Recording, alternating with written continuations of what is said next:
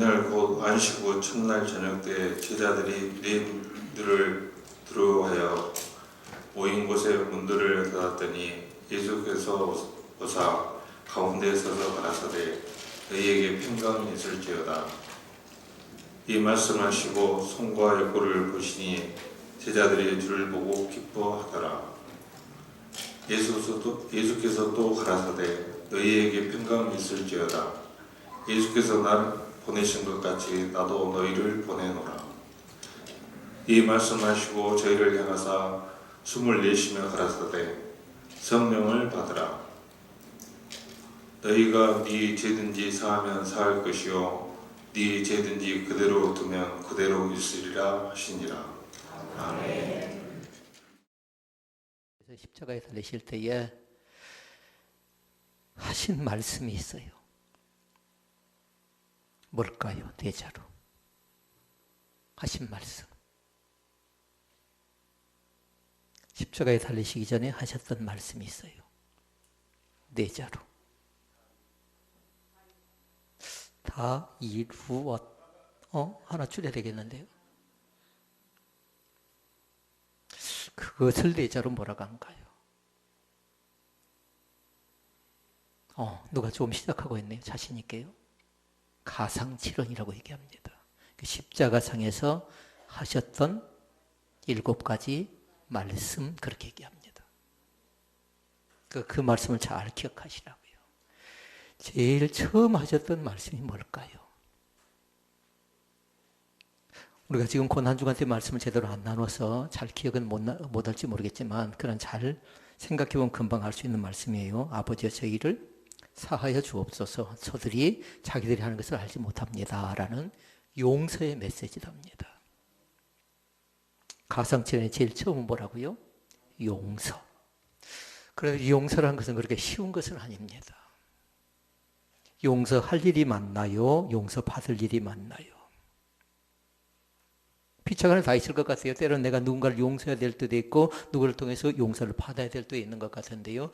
예수님께 제일 처음에 하신 말씀은 뭐라고요? 가상칠언 가운데 첫 번째 말씀은 용서에 관계된 말씀.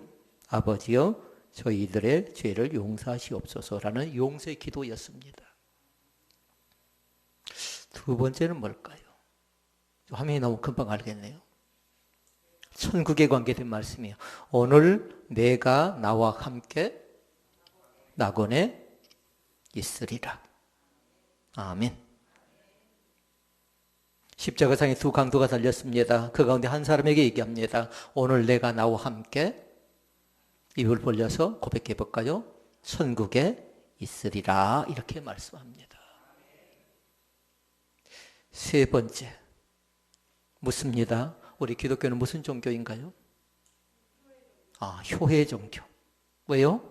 여자여 보소서 아들입니다. 보라 내 어머니라고 부탁합니다. 육신의 어머니를 부탁하고 있는 그런 모습이라고요. 어떤 분이 얘기합니다. 기독교는 말씀의 종교, 생명의 종교, 피의 종교라도 얘기하지만 그러나 중요한 건 다른 것 아니라 세 번째 말씀은 뭐라고요?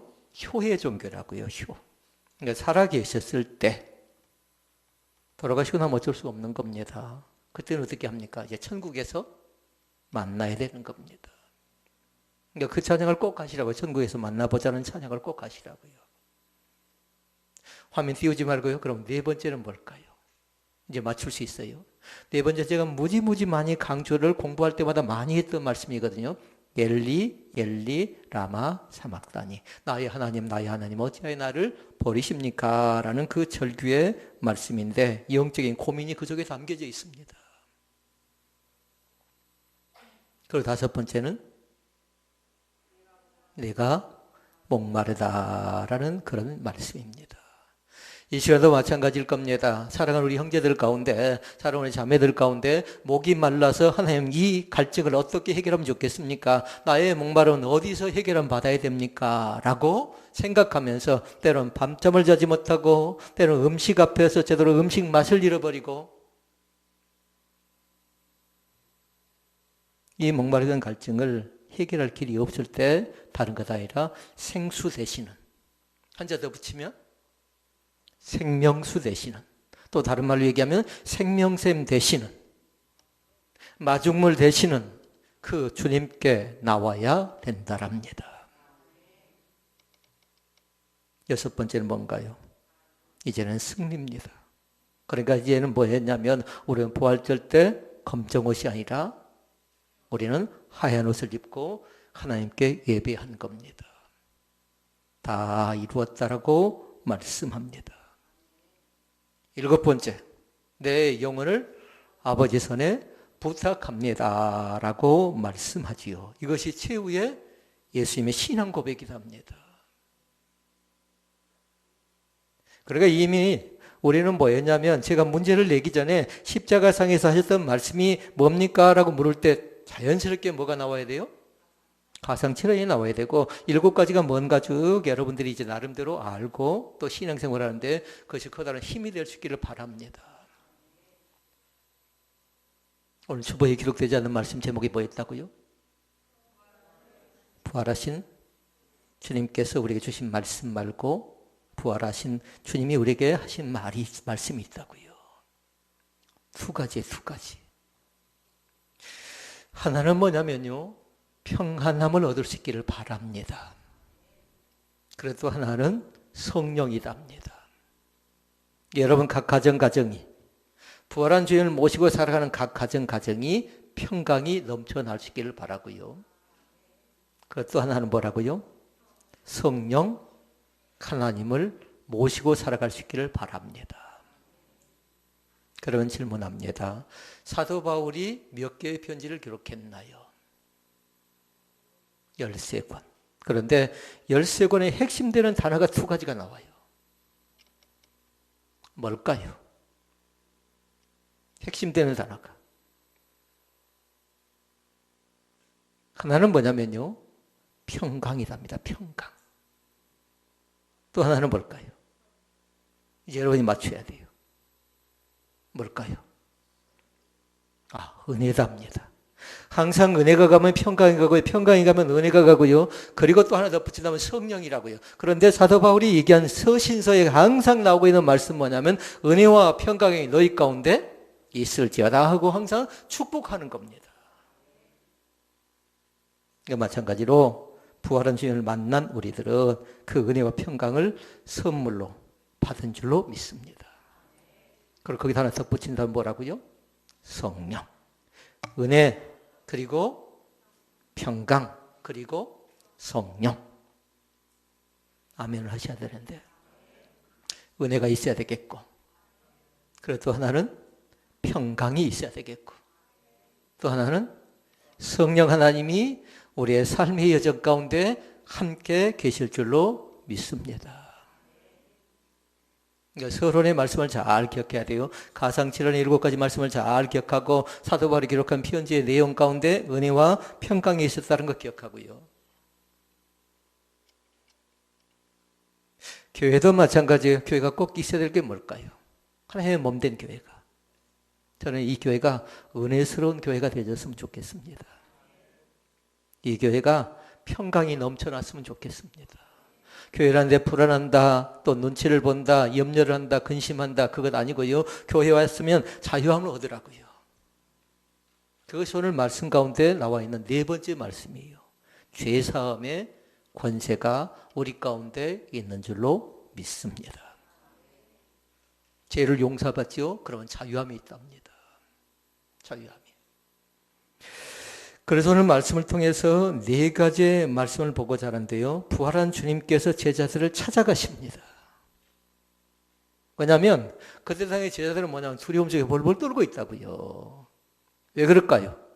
부활한 주님은 이미 부활하셔서 성령 하나님과 함께 그 부활한 주님께서는 40일 동안 이 땅 가운데 계시다가 또 하나님 나라를 승천하셨거든요.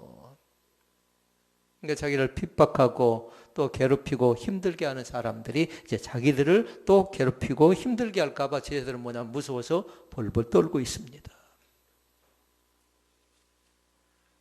그러한 사람들에게, 그러한 우리들에게 주님께서 이 시간에 찾아오시는데 어떤 분으로 찾아오신다고요? 성령 하나님으로 우리 가운데 찾아오십니다. 그래서 그 하나님은 어제의 하나님이 아니라고요. 그 하나님은 내일, 미래의 하나님이 아니라고요. 그 하나님은 오늘의 하나님 되신 것을 마스크를 끼었지만 믿습니다. 어제의 하나님에 그쳐버리면 안 된다라는 거예요. 미래의 하나님 그쳐버리면 안 된다라는 거예요. 지금 이 시간에 나에게, 우리 가정 가운데, 우리 남편 가운데, 우리 아내 가운데, 우리 자녀들 가운데 그 하나님이 나의 하나님 되셔야 그 하나님이 좋으신 하나님 되는 거죠. 네 가지의 말씀을 하는데요. 첫째 말씀은 19절과 21절 말씀에 나왔습니다. 첫째는 너에게 평강이 있을지어다. 아멘. 19절 말씀 읽어볼까요? 이날 곧 안식 후 첫날 저녁 때에 제자들이 유대인들을 두려워하여 모인 곳에 문들을 닫았더니 예수께서 오사 가운데 서서 가라사대 너희에게 평강이 있을지어다 하고 말씀합니다. 그러니까 줄을 거기다 다 그어놓으시라고요. 뭐라고요? 너희에게 평강이 있을지어다. 아멘. 그리고 21절 말씀에 또 얘기합니다. 이 말씀을 하시고 손과 옆구리를 보이시니 제자들이 주를 보고 기뻐하더라. 예수께서 또 가라사대 크게 읽어볼까요? 너희에게 평강이 있을지어다. 이 시간에 마찬가지로 우리에게도 평강을 선물로 주신 줄로 믿습니다. 이제 두려워하거나 놀라거나 겁먹은 채로 살아가는 사람들이 아니라 부활한 주님을 만난 사람들은 마음속에 뭐가 있어요? 평강이 있다고요. 그래서 인사할 때 부활절은 무슨 인사예요? 샬롬하고 인사하는 겁니다. 샬롬. 그렇게 인사하는 겁니다. 그러니까 두 가지 말씀을 잘 기억하라고요. 두려워서 벌벌 떨고 있는 나에게 어떻게 이 문제를 해결할까 고민하고 염려하고 근심하고 있는 나에게 오늘 또 찾아오셔서 너희에게 평강이 있을지어다. 가로 열고 평강 자체를 평안함. 그리고 조금 더 다른 말로 얘기하면 샬롬의 복을 우리 가운데 허락하신 줄로 믿습니다. 그때 당시 제자들이만 말씀한 것 아니라 오늘 우리에게도 찾아오셔서 말씀한다고요. 지금 이 시간에도 말씀한다고요. 너에게 평강이 있을지어다. 너희 가정 가운데 평강이 있을지어다 하고 그 은혜의 복을 누릴 수 있기를 바랍니다. 그러기 이제는 아무리 힘들고 어려워도요. 여건과 상황은 그대로 있다 해도요. 너무 크게 고민하지 않기를 원합니다. 근심거리가 없는 가정이 어디가 있겠습니까? 염려가 없는 집이 어디가 있겠습니까? 그러나 그것 때문에 쩔쩔 매지 마시고요. 하나님께 또 나에게 뭘 주신다? 기도의 제목을 주신다고 믿을 수 있기를 바랍니다. 한 가지 문제를 해결할 때 또 다른 새로운 문제가 생겨요. 그러면 또 그렇게 고백하라고요. 하나님은 또 나에게 뭘 주신다고요? 기도의 제목을 주신 줄로 믿습니다. 그런데 헤쳐나가는 법을 잘 배우라고요. 이럴 때 어떻게 하면 좋을 것인가? 넉넉히 감당할 새 힘을 우리 가운데 주신 줄로 믿습니다. 사람이 감당할 시험밖에 너희가 허락한 것이 없대요. 감당할 수 있는 새 힘을 우리 가운데 주신대요. 독수리의 날개친 같은 새 힘을 우리 가운데 넘치도록 충만하게 부어주실 줄로 믿습니다. 두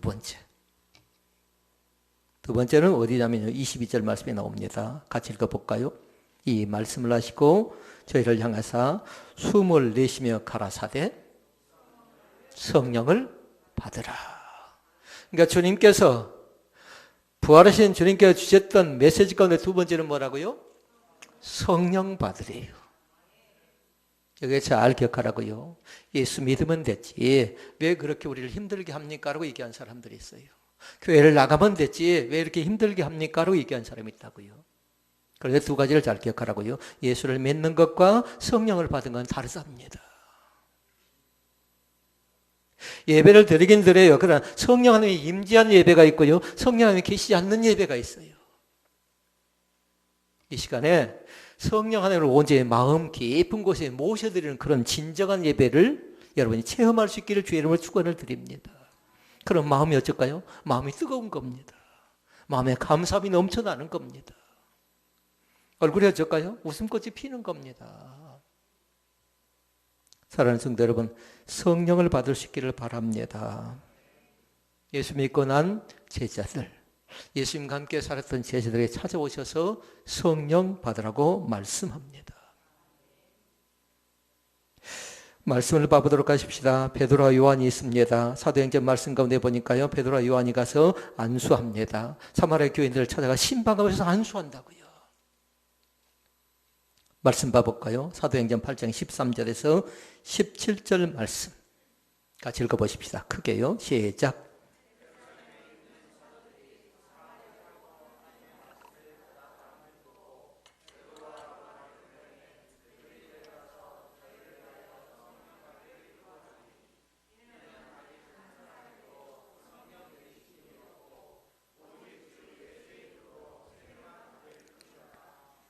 이 두 사도가 저에게 안수하며 성령을 받는지라. 아멘. 그들이 교회에 나오긴 했습니다. 예수를 믿긴 믿었습니다. 그런데 그 교회에 성령이 임하지 않은 겁니다. 그러나 우리 교회는 성령이 임하시기를 바랍니다. 그러니까 지금 우리는 뭘 하고 있냐면요, 이제 성령 강림주의를 위해서 한 단계 가고 있는 겁니다. 제가 오늘 아침에 밴드에 올렸습니다. 언제가 성령 강림주일인가요? 아마 글을 읽은 사람은 기억해야 되는데, 이제 부활 후 첫째 주일을 지내고 있어요. 그러니까 부활 후 일곱째 주일까지 다 가고 나면요, 성령 강림주일이, 그날이 바로 성령 강림주일이에요. 5월 31일 날이요. 성령을 받을 수 있기를 바랍니다. 성령 하나님이 우리 가운데 계셔서, 우리의 삶의 현장 가운데 계셔서 우리를 지켜주고 도와주고 살펴줄 것을 믿습니다. 베드로 요한이 찾아가서 신방합니다. 그리고 안수합니다. 그랬더니 그곳에 뭐가 임합니까? 그들이 안수하며 저에게 안수하며 성령을 받는지라, 이렇게 말씀합니다. 환영하자고요. 모셔드리자고요. 성령 하나님이 어떻게 말씀하시는가? 성령 하나님과 동행하는 귀한 기쁨이 우리 가운데 있기를 원합니다. 그게 두 번째 말씀이에요. 성령 받으라. 더 중요한 말씀이 있어요. 성령을 그냥 받아서는 안 돼요. 성령 충만하시기를 바랍니다. 그건 괜찮아요. 그러나 잘못된 거에 충만하지요. 죄가 충만한다든가 거짓이 충만하죠. 그러면 계속 어쩌든가요? 여기저기 흘리고 다니는 겁니다. 근데 성령 충만하지요. 나도 좋지만요, 너도 좋고요, 우리가 좋고요, 공동체가 좋답니다. 그 한 사람이 성령 충만함을 받았더니, 성령의 은혜를 받았더니, 성령의 갑자기 영광을 받았더니 우리의 삶의 변화가 나타나서 우리의 가정의 변화가 나타나고, 이 교회 가운데도 성령의 임재가 강력하게, 또 온라인 예배를 드리는 귀한 우리 믿음의 사람들에게도 성령의 은혜가 나타날 수 있기를 주의 이름으로 축원을 드립니다. 셋째 말씀은 뭐냐면요, 20절과 21절 말씀이 나왔습니다. 너희에게 평강이 있을지어다 하고 19절에 말씀하고 나서 20절에 말씀하지요. 또 그 말씀 같이 읽어볼까요? 이 말씀을 하시고 손과 옆구리를 보이시니 제자들이 주를 보고 기뻐하더라. 21절. 너희에게 평강이 있을지어다. 이건 두 번째 말씀이었고, 이제 세 번째 말씀이 나오죠. 아버지께서 나를 보내신 것 같이 나도 너희를 보내노라. 아멘. 그러니까 세 번째 말씀은 뭐예요? 가래요. 이제 머물러 있지 마시고 파송받으래요. 그러니까 지금 우리는 뭐였냐면, 코로나19를 통해서 우리가 배울 수 있는 것이 있었어요. 그건 뭐였냐면요, 가정교회가 이 정도로 중요하구나. 가정에서 온라인 예배를 드린 사람 가운데 가장의 역할을 하고 있는 목자가 있어야 돼요. 이때는 이렇게 예배해야 되겠구나라는 그 목자가 있어야 가정 예배를 성실하게 드려나갈 수가 있겠죠. 저는 이건 시작이라고 생각을 합니다. 더 심해졌으면요, 우리 교회도 나름대로 연수원으로 다 한번 가려는 그런 생각도 가졌었습니다. 차를 다 끌고 가서요. 그리고 그곳에서 예배 다 차 안에 있으면서 예배하고요. 그리고 김밥을 다 한 그릇씩 나눠서 또 그렇게 헤어지게 만들고요. 근데 시대가 조금은 지금은 좋아져 가고 있지만요. 그러나 나중에 또 어떤 현상들이 생겨날지 모르겠습니다. 예배를 잘 지켜나갈 수 있기를 바랍니다. 어느 곳에 예배하든지 간에 이 예배의 장소가 교회이면 더 좋겠고요. 그리고 가정에서 예배 드릴 때도 있고요. 때로는 현장에서 일터에서 예배 드릴 때도 있겠잖아요. 살아있는 예배를 통해서 진정으로 회복되는 귀한 열매가 우리 가운데 나타날 수 있기를 바랍니다.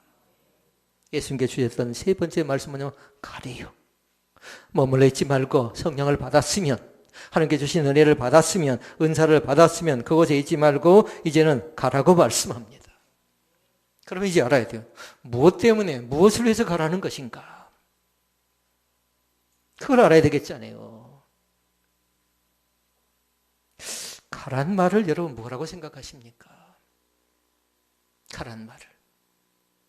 좀 고상한 말로 얘기하면 파송이답니다.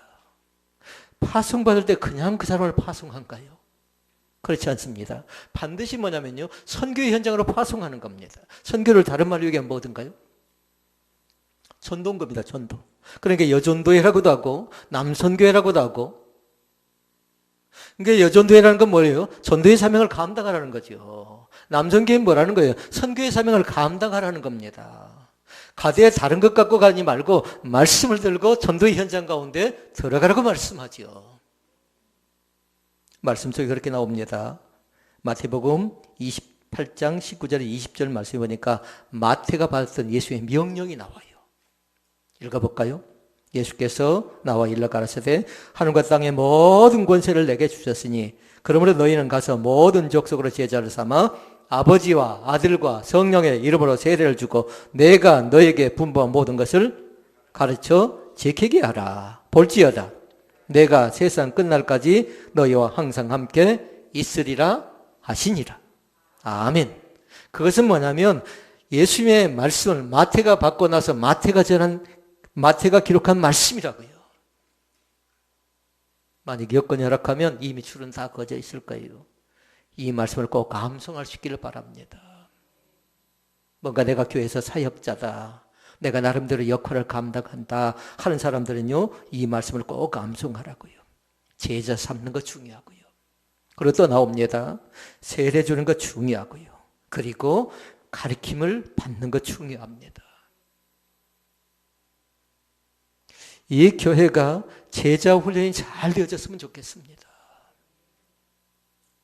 그리고 세례받는 숫자들이 나타났으면 좋겠어요. 아이들도 마찬가지고 어른도 마찬가지고요. 그리고 배움이 있는, 배웠다는 건 다른 것 아니에요. 다르다라는 겁니다. 왜 저렇게 말할까? 왜 저렇게 생각할까? 왜 저렇게 행동할까? 그거 뭐예요? 배움이 다르기 때문에 그런 겁니다. 또 말씀 속에 보니까 그렇게 얘기합니다. 마가도 말씀을 받습니다. 예수님의 마지막 명령을 받습니다. 마가복음이 총 몇 장까지 되어져 있나요? 16장까지. 16장 말씀에 보면요, 15절로 18절 말씀에 나옵니다. 같이 읽어볼까요? 또 가라사대 너희는 온 천하에 다니며 만민에게 복음을 전파하라. 믿고 세례를 받는 사람은 구원을 얻을 것이요 믿지 않는 사람은 정죄를 받으리라. 믿는 자들이 이런 표적이 따르리니 곧 저희가 내 이름으로 귀신을 쫓아내며 새 방언을 말하며 뱀을 집으며 무슨 독을 마실지라도 해를 받지 아니하며 병든 사람의 손을 얹은즉 나으리라 하시더라. 아멘. 상반절을 잘 기억해야 돼요. 또 가라사대 너희는 온 천하에 다니며 만민에게 복음을 전파하라. 가라는 건 뭐라고요? 파송이라고요. 그리고 선교라고요. 전도라고요. 그러면 다른 것 갖고 가는 건 아닙니다. 말씀을 들고 파송받는 귀한 역사가 나타날 수 있기를 바랍니다. 누가의 신분이 뭔가요? 의사. 누가라는 사람이 기록한 책은 몇 권인가요? 뭔가요? 누가복음과 사도행전. 누가가 사도행전에서 받았던 말씀은 그것입니다. 사도행전 1장 8절 말씀, 우리가 잘 아는 말씀. 부활한 주님을 만나고 나서 누가가 받은 말씀은 선교의 명령인데요. 사도행전 1장 8절에 보니까 그렇게 얘기합니다. 오직 성령이 너에게 임하시면 너희가 권능을 받고 예루살렘과 온 유대와 사마리아 땅끝까지 이르러 내 증인이 되리라 하시니라. 아멘. 사랑하는 성도 여러분, 성령 받고 그 다음에 뭐 하라고요? 파송받는 귀한 역사가 나타날 수 있기를 바랍니다. 처음은 뭐였나요? 1번은? 1번 평강. 평강이 있을 때도 말씀했고, 두 번째는 성령을 받으라고 말씀했고, 세 번째는 파송, 가라는 겁니다. 예배가 끝나면 여러분 어디로 갑니까? 직장으로 들어간 사람도 있습니다. 가정으로 가는 사람도 있습니다. 이 나라 이민족을 위해서 날마다 간절히 기도하는 사람도 있습니다. 그 은총이 우리 가운데 있기를 원합니다. 마지막 네 번째 말씀이 있습니다. 네 번째 말씀은 23절에 나옵니다. 같이 읽어보십시다. 너희가 네 죄든지 사하면 사하해질 것이요 네 죄든지 그대로 두면 그대로 있으리라 하시니라. 아멘. 세자로 그렇게 적어놓으면 됩니다. 죄 사함. 그리고 조금 여유가 있는 사람은 죄 사함을 받으라 이렇게 적어놓으면 됩니다. 죄 사함 받을 수 있기를 바랍니다. 죄 사함은 어떻게 받냐면요, 고백하래요. 만일 우리가 우리 죄를 자백하면 저는 미쁘시고 의로우사 우리 죄를 사하시며 모든 불의의 수를 깨끗게 하시마라고 약속하셨습니다. 죄 사함 받는 귀한 은혜가 있기를 원합니다. 죄의 용서가 받아야 돼요. 그렇지 않으면 뭐든가요? 사람은 불안합니다. 또 감추려고 합니다. 또 거기에 더 어쩝니까? 잘못된 걸 얹어버립니다. 그럼 이 시간에 그렇게 하지 마시고 죄의 용서를 받는 귀한 축복이 있기를 원합니다. 이스라엘 유대인들의 교리 문답 가운데 그런 말씀이 있습니다. 잘 들어보실 수 있기를 바랍니다. 장소 중에 가장 중요한 장소가 어디인가? 여러분 대답해 보세요. 장소 중에 가장 중요한 장소가 어디인가? 이스라엘 백성들이 요리 문답이에요. 그들은 그렇게 얘기했어요. 장소 중에 가장 중요한 장소를 어디로 얘기했냐면요, 지성소래요. 지성소. 우리가 성막 다녀온 적 있잖아요. 성막 가운데 보니까 성소가 있고 지성소가 있었습니다. 그런데 장소 중에 가장 중요한 장소는 어디라고요? 지성소를 깨끗하게 관리할 수 있기를 바랍니다. 성소를 깨끗하게 관리할 수 있기를 바랍니다. 이것은 곧 교회를 얘기하는 겁니다. 그리고 또 얘기합니다. 사람 중에 가장 중요한 사람이 누구인가? 그렇게 물어요. 사람 중에 가장 중요한 사람이 누구인가? 네 자로 적어놔야 돼요. 대제사장이 제일 중요하답니다. 여러분 가정 가운데 목자가 있지요. 목자가 제사장이 될 수가 있는 겁니다. 예배를 인도하니까요. 그러니까 아무나에게 그 자리 맡겨서는 안 돼요. 영적으로 나름대로 맑고 깨끗한 사람, 영적으로 가식이 없는 사람, 순전하고 깨끗한 사람에 맡겨야죠. 베드로와 요한이 사마리아 교인들을 찾아가서 안수할 때 그냥 있겠습니까? 그들은 영적으로 맑았다라는 겁니다. 세 번째 말씀이 있어요. 날 중에 가장 중요한 날이 언제인가? 언제로 생각합니까? 구약 성경이 뭐라고 하던가요? 날 중에서 가장 중요한 날은 무슨 날일까요? 안식일. 지금 죄에 관계된 얘기하고 있거든요. 죄 사함에 관계된 얘기하고 있거든요. 대속죄일이랍니다. 대속죄일. 그러니까 우리에게 있어서 날 중에서 가장 중요한 날은 지금에 있어서는 주일이라고 얘기할 수 있겠잖아요. 그러나 그들에게 있어서는 중요한 날은 언제냐면요, 죄 사함 받는 날이라고요. 우리의 죄가 사함 받는 기쁨이 있기를 원합니다. 그러니까 그것은 잘 기록하고 잘 들어보고 잘 생각할 수 있기를 바랍니다. 장소 중에 가장 중요한 장소는 지성소였고, 사람 중에 가장 중요한 사람은 대제사장이었고, 그리고 날 중에 가장 중요한 날은 뭐라고요? 대속죄일. 그리고 또 한 단계 나가서 지금은 주일. 주일은 무슨 날? 내 날이 아니고 주님의 날이라는 겁니다. 어떤 분이 저에게 찾아와서 얘기했습니다. 저 사람이 달라졌대요. 그래서 물었더니 그렇게 얘기합니다. 그전에는 그렇게 안 봤는데 일요일을 얘기하는데, 예배하는 날을 얘기하는데 보통 때는 일요일이라고 했던 사람이 주일이라는 용어를 사용하더래요. 주일이라는 용어를. 그래서 저 사람이 달라졌대요. 사랑하는 성도 여러분, 주일을 주일답게 지켜나갈 수 있기를 바랍니다. 제가 항존직을 뽑아내면서요, 항존직을 선별해 나가면서 제일 중시하겠던 건 다른 것 아니었어요. 이 주일이 있어요, 주일. 주일을 어떻게 지켜나가는가, 주일을 어떻게 예배하는가, 그리고 공동체 생활을 어떻게 하는가, 이걸 중시하고 있습니다. 또 있습니다. 일 중에 가장 중요한 일이 무엇인가를 잘 보라고요. 뭘까요? 지금 우리 뭘 보고 있다고요, 지금? 죄사함 받는 일이 가장 중요한 일이랍니다. 어떤 건 몸으로 하고 또 손으로 하고 내 발로 하고 내 머리로 하고 내 생각으로 하는 거 그거 말고 내 죄사함 받는 게 너무나 중요하다고요. 죄사함 받지 못한 채로 일하려고 하죠. 그럼 여러 가지 면으로 잡음이 납니다. 어려워져가 복잡합니다. 자, 말씀을 정리해 보겠습니다. 죄사함 받지 않으면 안 됩니다. 반드시 죄사함 받는 은총과 은혜가 넘쳐날 수 있기를 바랍니다. 그래, 십자가는 중요한 것이에요. 십자가는. 그건 죄사함의 표징일 뿐만 아니라 그 십자가를 바라보는 자마다, 십자가를 믿는 자마다 대속의 귀한 은혜가 있는 줄로 믿습니다. 그러니까 예수님께서 우리가 주신 선물은 몇 가지예요? 아직도 반응이 썰렁하면 안 되는데 뭐라고요? 4가지. 하나는 평강이 있을지어다. 두 번째, 성령 받으라. 그리고 가로 열고 성령 충만. 세 번째, 파송 받으리요. 가라고 얘기합니다. 머뭇거리지 말고 망설이지 말고 복음 들고 담대하게 달려나가는 귀한 은혜가 나타날 수 있기를 주의 이름으로 축원을 드립니다. 네 번째, 죄 사함. 죄 사함의 권세를 받은 사람들입니다.